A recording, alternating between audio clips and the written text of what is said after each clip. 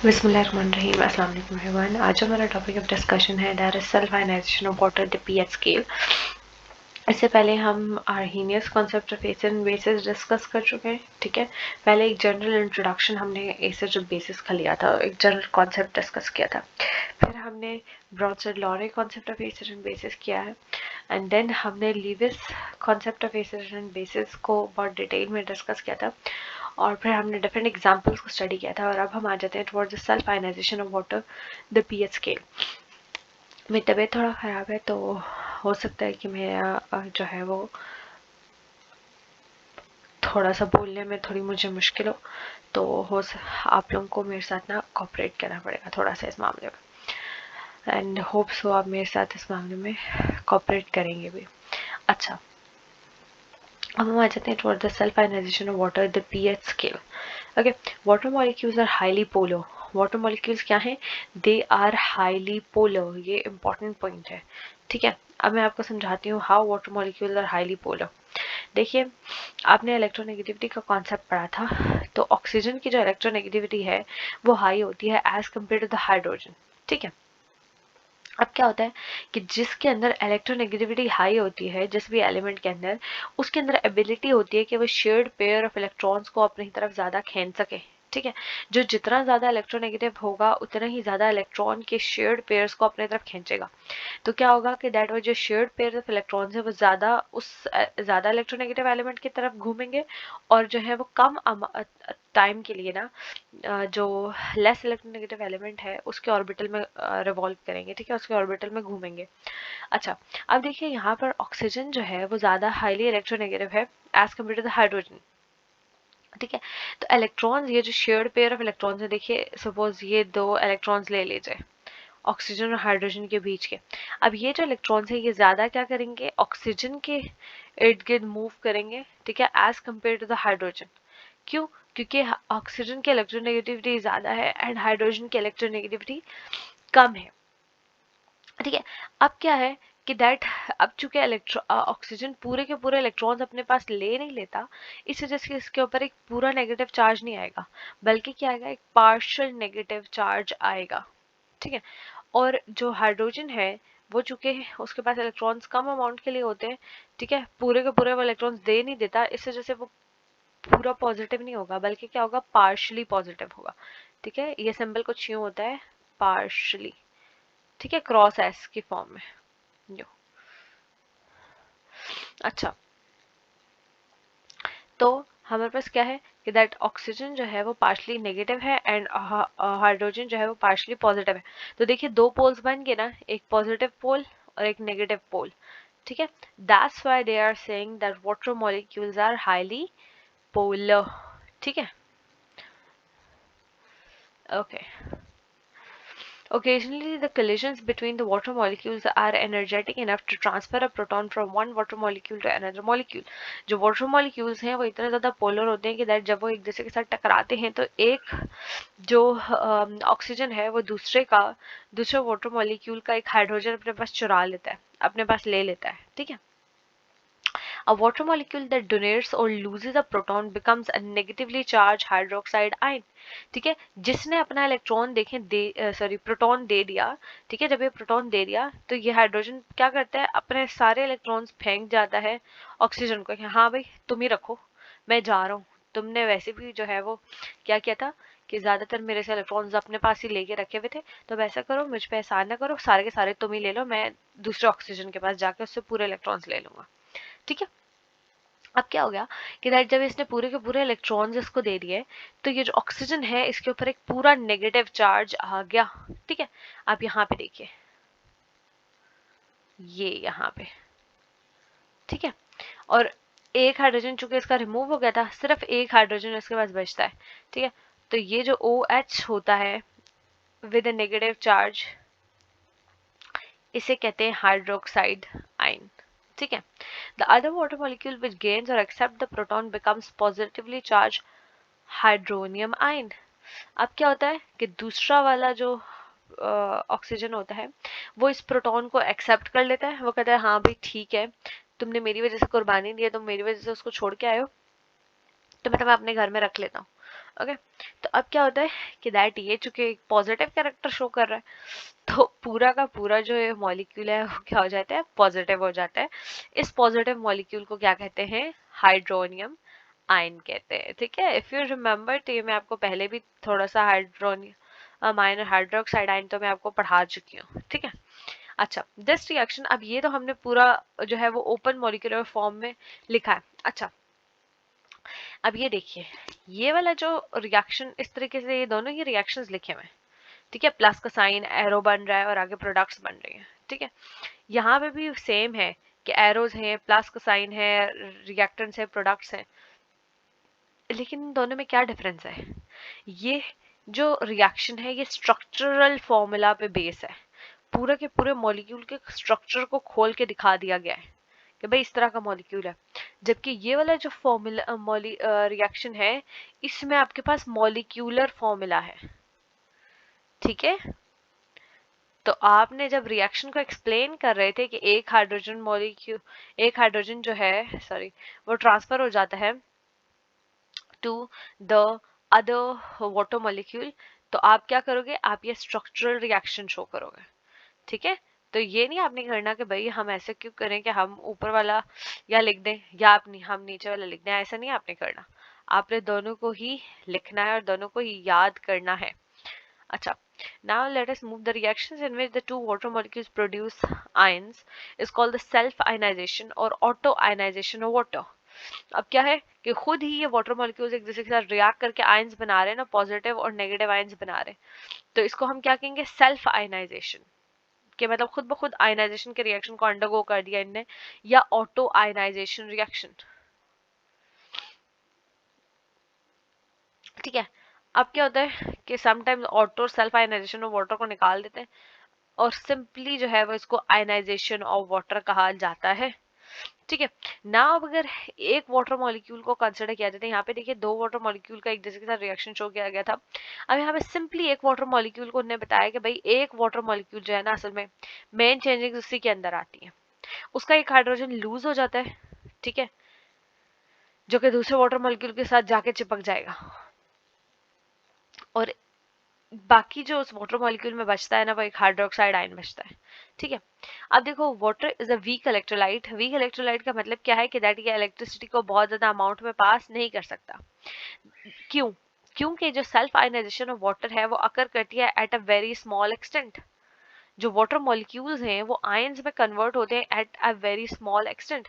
एक बात हमेशा याद रखिएगा आप लोग, या आप अपने पास नोट डाउन करके रख लीजिए। ठीक है, कि दैट जितने भी कोवलेंट कंपाउंड्स है ना बच्चे,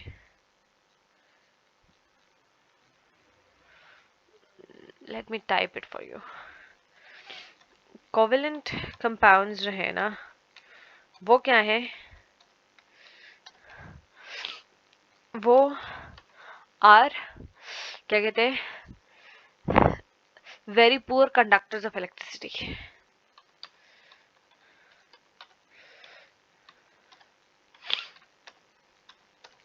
लेकिन जो आयनिक कंपाउंड्स हैं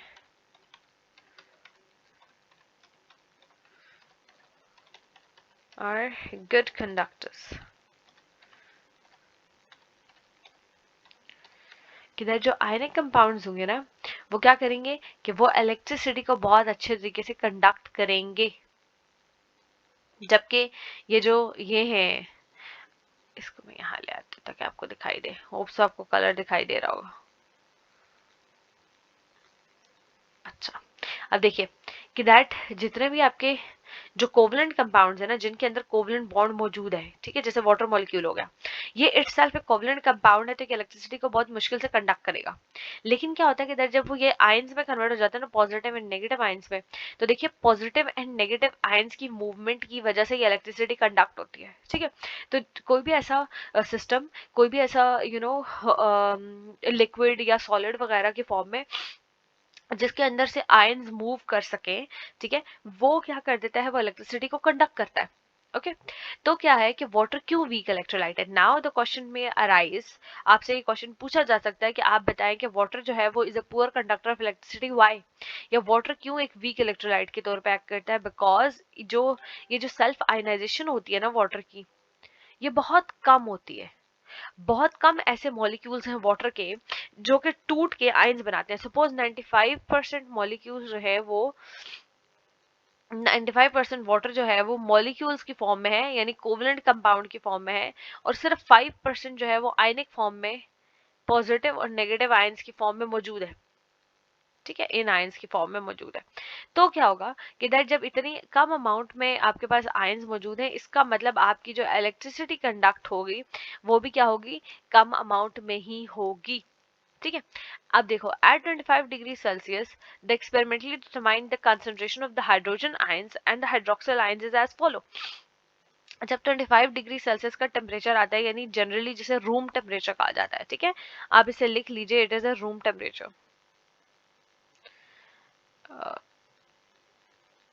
ये हैंड टाइपिंग की तरफ मत जाइएगा, ज़्यादा ध्यान मत दीजिएगा, बिकॉज थोड़ा मुश्किल होता है ऐसे टाइप करना। अच्छा, अब देखिए हाइड्रोजन आयंस और हाइड्रोक्सिल आयंस क्या होंगे, इक्वल होंगे ना, क्योंकि एक वाटर मॉलिक्यूल एक हाइड्रोजन आयन बनाएगा और एक हाइड्रोक्साइड आयन बनाएगा। ठीक है, तो क्या है, इक्वल अमाउंट्स होंगे इन दोनों की। जितने भी वाटर मॉलिक्यूल टूटेंगे, एक टूटेगा तो एक एक बनाएगा, दो टूटेंगे तो दो दो बनाएंगे, ठीक है, 10 टूटेंगे तो 10 10 बनाएंगे, तो इक्वल अमाउंट है इनकी। ठीक है, एंड ये एट 25 डिग्री सेल्सियस, रिमेंबर कि ये टेम्परेचर डिपेंडेंट है ये वैल्यू। ठीक है, 25 डिग्री सेल्सियस पे क्या वैल्यू है, 1 into 10 power minus 7 मोलर। ठीक है, you can write the equilibrium constant expression. Equilibrium constant expression मैंने आपको लिखना बहुत डिटेल में समझाया है मेरे लॉ ऑफ मास एक्शन के लेक्चर में। ठीक है, वो मैं लिंक कर दूंगी यहाँ पे, तो वो आप देख लीजिएगा। तो के जो होता है वो इक्वल हो जाएगा टू द, यहाँ पे देखिए इस रिएक्शन का हम लिख रहे हैं, टू द प्रोडक्ट, ठीक है, उनकी कंसेंट्रेशन के equal, hydrogen ions, hydroxide ions, वो यहाँ पे आ गए। ठीक है, और नीचे रिएक्टेंट आ जाएगा, तो that is the water molecule. ठीक है, तो यूं आपने यहाँ पर के एक्सप्रेशन इसका ड्रॉ कर लिया है। ओके, अच्छा, अब देखिए since water is a weak electrolyte so the concentration of the hydrogen water molecules will remain constant. देखो अब चूंकि वाटर जो है वो वीक इलेक्ट्रोलाइट है और वाटर मॉलिक्यूल जो है वो बार बार या बहुत ज्यादा अमाउंट में नहीं टूटेंगे at a particular time, at a particular temperature, at a particular time. ठीक है, तो क्या होगी कि ऑलमोस्ट ये जो कंसंट्रेशन है वो क्या रहेगी, कांस्टेंट ही रहेगी। ठीक है, तो क्या करेंगे हम इसको, हम इस कांस्टेंट वैल्यू को इज इक्वल टू के साइड ले जाएंगे। ठीक है, क्योंकि के से भी एक कांस्टेंट ही है ना, इक्विलिब्रियम कांस्टेंट। ठीक है, इक्विलिब्रियम कांस्टेंट, तो हम इस कांस्टेंट वैल्यू को भी दूसरी साइड ले जाएंगे, तो के C multiply by water molecule, ठीक है, कंसंट्रेशन ऑफ द वाटर, वो कहलाता है के डब्ल्यू। ठीक है, के डब्ल्यू क्या है, it is the ionization constant for W, that is water. ठीक है, it is also called the ion product of water. क्यों, क्योंकि ये क्या है कि दैट जब आपके वाटर मॉलिक्यूल के कंसंट्रेशन को दूसरी तरफ ले जाते हो तो इक्वेशन में क्या बचते हैं, सिर्फ आयंस बचते हैं, उनकी प्रोडक्ट, उनका मल्टीप्लाइड। ठीक है, तो आयन प्रोडक्ट फॉर वाटर भी इस के डब्ल्यू को कहा जाता है, या इसे आयनाइजेशन कांस्टेंट फॉर वाटर भी कहा जाता है। अच्छा, अब आप अगर एग्जांपल ले लेते हो 25 डिग्री सेल्सियस की, तो आपने कहा था कि दैट 25 डिग्री सेल्सियस पे हाइड्रोजन की कंसंट्रेशन और हाइड्रोक्साइड दोनों की कंसंट्रेशन क्या है, 1 into 10⁻⁻7 मोल्स है। ठीक है, मोलैरिटी है। तो क्या होगा, ये आप हाइड्रोजन आयंस की कंसंट्रेशन लिखो, 1 into 10⁻⁻7, हाइड्रोक्साइड आयन की लिखो। ठीक है, इन दोनों को सॉल्व करो, एक दूसरे के प्रोडक्ट निकालो, और क्या निकलता है, ये 1 into 10⁻⁻14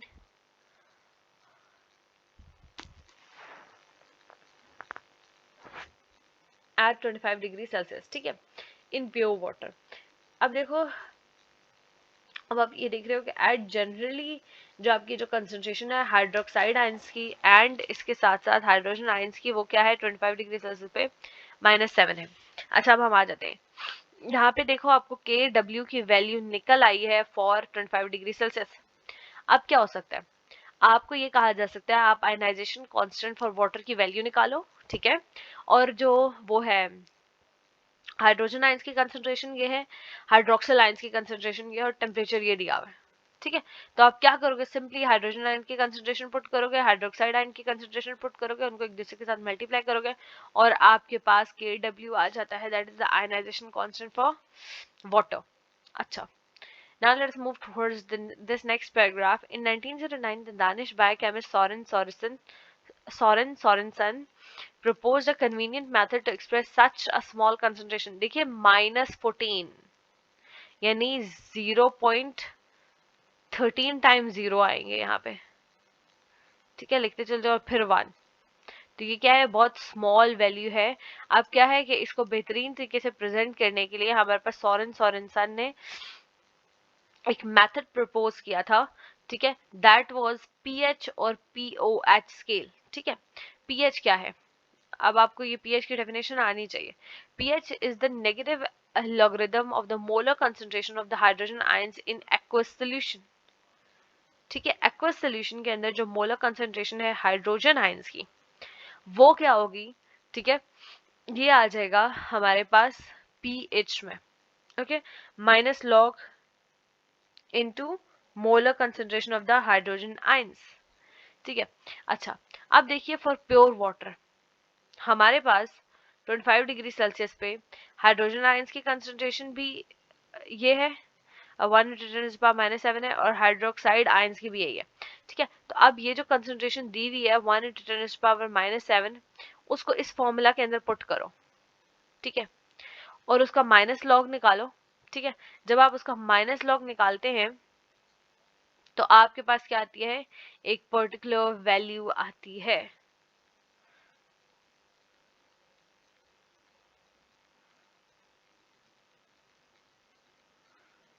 and that value is 7। तो इसका मतलब क्या है कि 25 डिग्री सेल्सियस पे वाटर की जो पीएच है वो क्या है, 7 है। अब देखिए all the aqueous solutions with pH 7 है 25 डिग्री सेल्सियस आर न्यूट्रल। अब देखिए किसी भी मटेरियल की अगर कंसंट्रेशन 7 होगी, सॉरी ये पीएच 7 होगी, तो वो क्या है, वो न्यूट्रल है। ठीक है, लेकिन अगर 7 से कम है, लो है, ठीक है, मतलब 6, 5, 4, 3, 2, 1 वगैरह, तो वो क्या कहलाएगा, वो एसिड कहलाएगा। इसका मतलब उस सिस्टम में हाइड्रोजन आयंस की कंसंट्रेशन ज्यादा हो गई है। लेकिन अगर 7 से ज्यादा है, 14 तक जा रही है, ठीक है, मतलब 5, 8, 5, 6, 7, 8, 9, 10, सॉरी 7 से ऊपर जा रही है, ठीक है, तो क्या होगा कि दैट वो जो मटेरियल है, वो जो चीज है, वो इसका मतलब है कि उसकी नेचर जो है वो क्या है, बेसिक है। बेसिक नेचर का मतलब है कि that it is base by nature. ठीक है, अब जैसे देखिए एप्पल, एप्पल की ये जो पीएच रेंज है वो 7 तक जाती है 5.5 से, यानी जनरली क्या है, ऐसे सेब हैं जो कि एसिडिक है, और एसिडिक होते होते ये किस की तरफ जा रहे हैं, न्यूट्रल होने की तरफ जा रहे हैं। ब्रॉड बीन्स ये भी क्या है, एसिडिक है, कैरेट भी, अनियन भी, पोटैटो भी और टोमेटो भी, ये सब क्या है, एसिडिक नेचर है। ठीक है, अब ये पीएच रेंज क्यों बताई गई है, बिकॉज कुछ कैरेट्स की एसिडिक क्या होगी, वैल्यू 6.0 होगी, कुछ की 6.1, कुछ की जो है वो 7.1, कुछ की 7.2, मतलब 7.5 तक ये जाएगी। 7.5 तक कहाँ तक, मतलब कि ये थोड़ी सी बेसिक नेचर की तरफ मूव कर जाती हैं कैरेट्स। अच्छा, what is the importance of KW? KW is temperature dependent, this is very important. आपको पता होना चाहिए कि दैट जो इक्विलिब्रियम कांस्टेंट है KC, वो भी क्या है, वो टेम्परेचर डिपेंडेंट जो है वो फैक्टर है, जो कि सिर्फ टेम्परेचर पे डिपेंड करता है। जो वो है कंसंट्रेशन है, इनिशियल कंसंट्रेशन पे डिपेंड नहीं करता। ठीक है, in any aqueous solution at 25 degree Celsius, no matter what it contain, the product of hydrogen ion concentration and the hydroxide ion concentration is always equal to this. कोई भी आप किसी भी मटेरियल का एक्वस सॉल्यूशन ले लो, ठीक है, आप अपने सेब को जो है वो पानी में वो कर लो, उसका एक एक्वा सोल्यूशन बना लो ग्राइंड करके, ठीक है। आप चीनी पानी में घोल लो, आप नमक पानी में घोल लो, तो अब क्या है कि ये सारे के सारे मटेरियल एक दूसरे से डिफरेंट है। लेकिन क्या होगा कि दैट जब आप 25 डिग्री सेल्सियस पे देखोगे कि दैट हाइड्रोजन आयन की कंसंट्रेशन यहाँ पर क्या है और हाइड्रोक्साइड आयंस की कंसंट्रेशन क्या है, तो वो दोनों ही जो है वो 10⁻⁻⁷ के इक्वल होंगे, ठीक है। और इनका जो प्रोडक्ट है यानी कि डब्ल्यू की वैल्यू जो होगी ना वो हमेशा क्या होगी, वो 1 × 10⁻⁻14 के इक्वल हो गए, ठीक है। अच्छा, अब क्या है कि इसका मतलब ये है कि दैट ये जो दोनों अमाउंट्स है यहाँ पर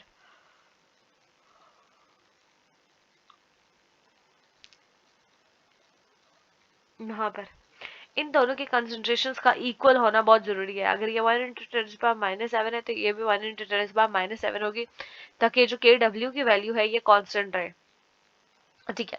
अब क्या होगा कि दैट सपोज कोई जो मटेरियल है वो एसिडिक साइड की तरफ मूव कर जाता है, यानी उसके अंदर हाइड्रोजन आयंस की प्रोडक्शन ज्यादा होती चल जाती है, तो क्या होगा कि जब यहाँ पर हाइड्रोजन आयंस की प्रोडक्शन ज्यादा हो जाएगी तो ऑटोमेटिकली क्या होगा कि हाइड्रोक्साइड आयंस की जो कंसंट्रेशन है या प्रोडक्शन जो है वो कम होना शुरू हो जाएगी। वो क्यों? वो इस वजह से बिकॉज के दैट जो इनका प्रोडक्ट है वो हमेशा 1 × 10⁻⁻14 के इक्वल आता है, ठीक है। सपोज मैं इसको जो है 10⁻⁷ से इंक्रीज करके मतलब -7 से इंक्रीज करके -9 कर देती हूँ,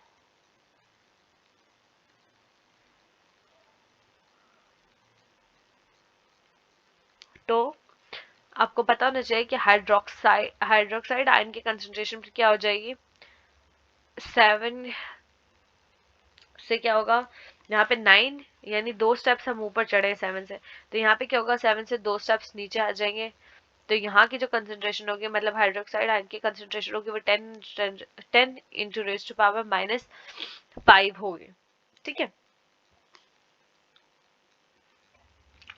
और जब आप इन दोनों का प्रोडक्ट लेंगे तो वो इक्वल आ जाएगा 1 × 10⁻⁻14,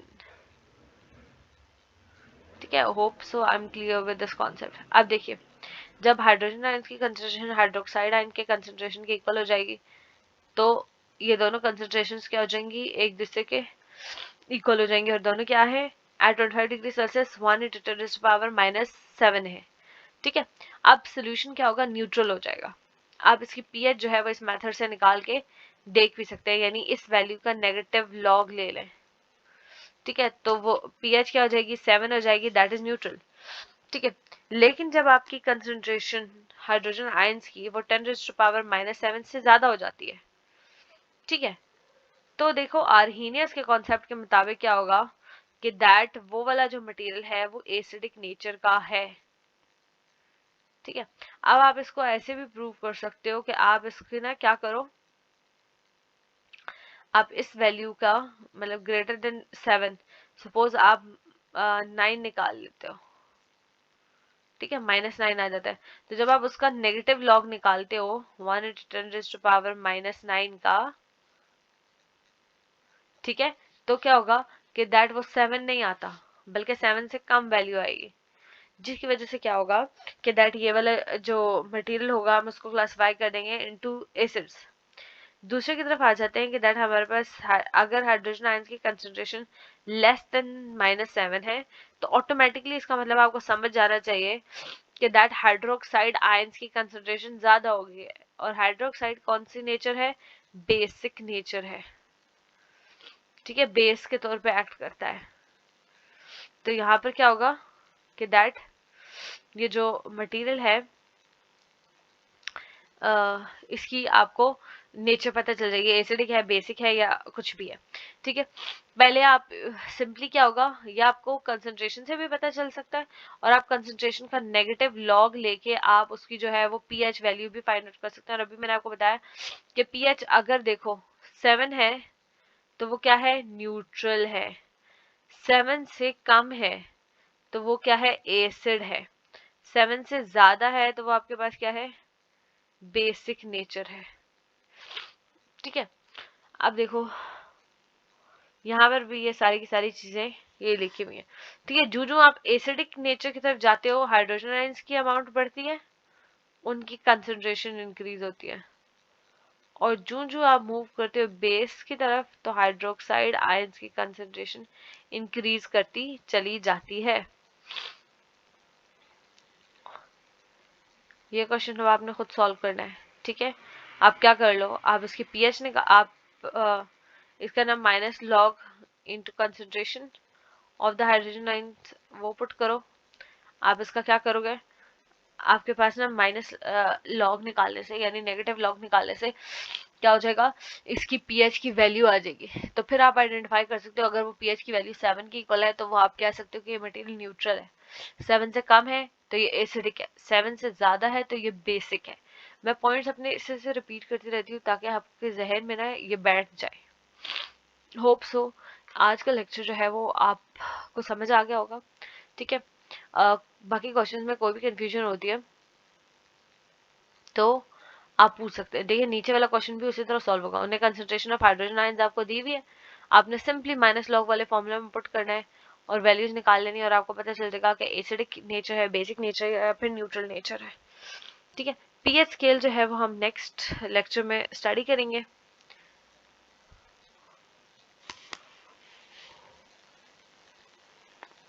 और उसके बारे में इस इम्पोर्टेंट टॉपिक सॉल्ट्स की तरफ मूव करेंगे।